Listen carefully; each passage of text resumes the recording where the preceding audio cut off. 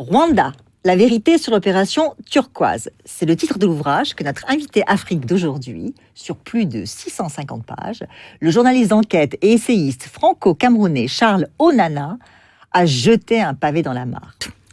C'est très simple, c'est parce que l'histoire officielle est fausse, et c'est surtout parce que pendant 25 ans, on a essayé de nous imposer une version, alors même que des archives étaient ouvertes aux États-Unis et dans d'autres pays. Mais enfin, tous les pays ne veulent pas ouvrir leurs archives, et on comprend pourquoi. Mais lorsque j'ai consulté les archives des Nations Unies, je me suis rendu compte qu'on nous a beaucoup menti. Le président Kagame a quand même déposé une plainte devant la 17e chambre contre moi. Et il n'y avait pas que le président rwandais, il y avait l'État rwandais. Donc j'ai eu 2 grandes plaintes qui ont été retirées 48 heures avant le début du procès. Donc pour moi, le président Kagame donnait là un aveu public de son rôle. Parce que vous ne déposez pas une plainte contre un journaliste et retirez ça, alors que juste au moment où on vous dépose les preuves pour montrer votre rôle. Donc je pense effectivement que c'est l'assassinat d'Habyarimana. Vous savez que par exemple aujourd'hui en France, la plainte sur l'assassinat du président Habyarimana n'a toujours pas abouti.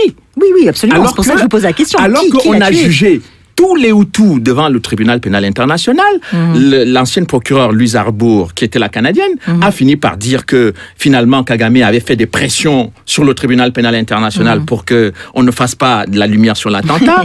Le procureur Carla Del Ponte s'est retrouvée mise à l'extérieur, sortie de son poste de procureur, parce qu'elle a voulu commencer à regarder ce que l'OFPR faisait. Donc, si vous voulez, on a construit une histoire erronée, une histoire fausse, pour nous faire entendre un seul son de cloche. Et moi, je voulais qu'on essaye d'avoir l'ensemble des éléments qui permettent à chacun de se faire une opinion objective sur ce qui s'est réellement passé. Alors, les quelques Hutus qui ont pu passer côté Goma ont été massacrés ensuite. Ils ont été massivement massacrés, et je pense, et j'ai l'habitude de dire que, en fait, ce que les gens ne comprennent pas dans cette histoire-là, c'était que toute cette aide à Kagame, c'était pourquoi ?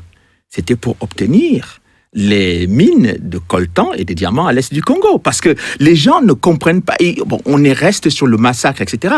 Mais on a laissé tout ça se faire parce que ceux qui voulaient mettre Kagame au pouvoir devaient être récompensés par les mines de coltan et des diamants en République démocratique du Congo. C'est pour ça que la République démocratique du Congo aujourd'hui vit une situation terrible, c'est-à-dire qu'on a dépassé le nombre de morts qu'il y a eu dans la tragédie rwandaise. C'est-à-dire on a dépassé l'ensemble de la population rwandaise de 1994, c'est-à-dire près de 6 millions de personnes, on est à près de 10 millions de morts au Congo et personne ne veut en parler parce que parler de ces morts-là signifie interroger le rôle et l'action de Kagame et du Rwanda sur le territoire congolais. Et tout à fait. Et d'ailleurs, Herman Cohen a dû le dire au sénateur français, puisqu'il me l'a dit, moi, en interview, il y a eu un lâchage des États-Unis de Mobutu.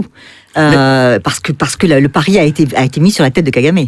Alors, j'apporte des éléments très précis dans le livre qui montrent que pendant toute la période des négociations d'Arusha, les Américains ont exercé des pressions sur les Belges et sur les Français de lâcher le président Mobutu parce que leur objectif, c'était que le président Mobutu soit renversé à peu près au même moment. Et donc, quand les Français ont naïvement pris la décision, je parle là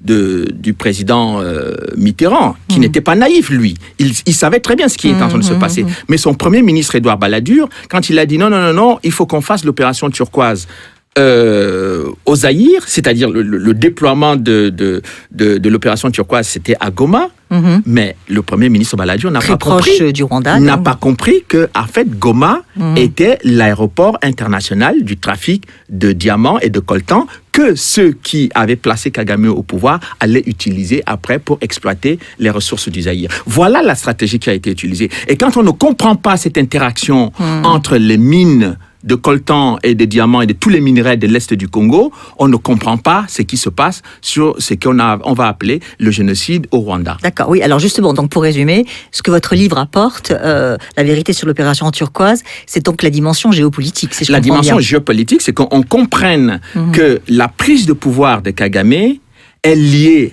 au renversement de Mobutu, puisqu'en 97, c'est Kagame qui vient renverser le maréchal Mobutu avec l'aide des États-Unis et de l'Ouganda. Qui, soit dit en passant, beaucoup de Congolais ont toujours soutenu cette thèse et ne sont pas du tout entendus jusqu'à présent. Mais aujourd'hui, ils ont des éléments de preuve. C'est-à-dire que...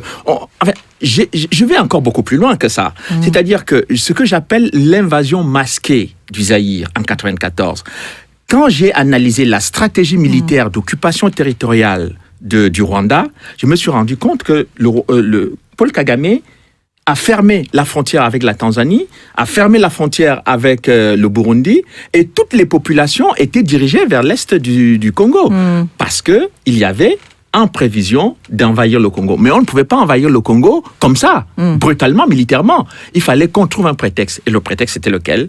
Qu'il y a des génocidaires qui sont réfugiés à l'est du Congo. Tout à fait. Et depuis plusieurs années, les génocidaires se trouvent autour des mines de diamants et de coltan de la République démocratique du Congo, dans lequel on trouve de nombreux rapports des Nations Unies qui démontrent que le Rwanda pille les richesses du Congo et vend le coltan à Kigali.